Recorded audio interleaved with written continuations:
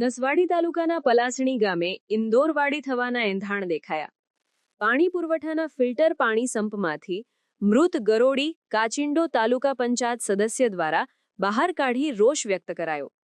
તો બીજા ફિલ્ટર પાણીના સંપમાંથી પણ પાણીનો સતત વેડફાટ થઈ ગયો છે.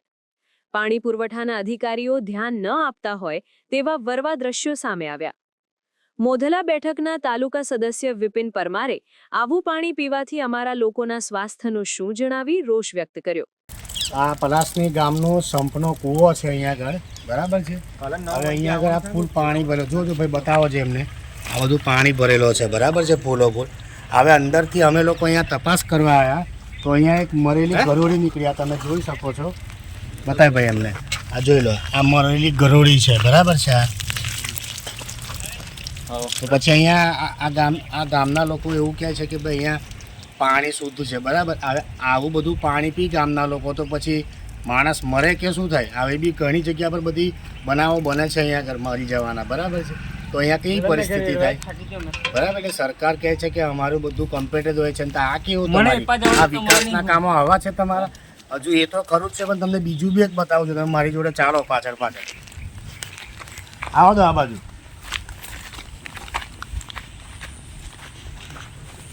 આ કૂવો બતાવો. જો આ કૂવો છે, હવે નવો. પેલો જૂનો છે, બતાવો.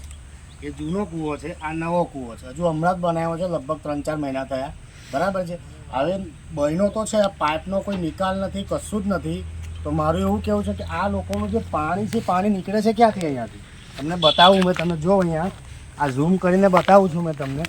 આ તમે જો, આ જો, બરાબર છે. આ તમે પાણી જો કેટલું જોરથી નીકળે છે.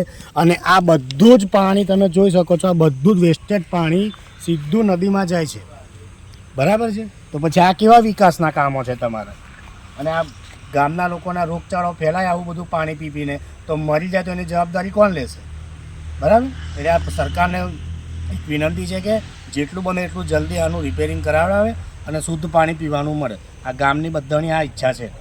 સમાચારની અવનવી અપડેટ જોતા રહો નિખરતા ગુજરાત ન્યૂઝ સાથે. નિખરતા ગુજરાત ન્યૂઝને લાઇક, શેર, સબસ્ક્રાઇબ કરો અને બેલ આઇકન દબાવીને સમાચારની ઝડપી માહિતી મેળવો.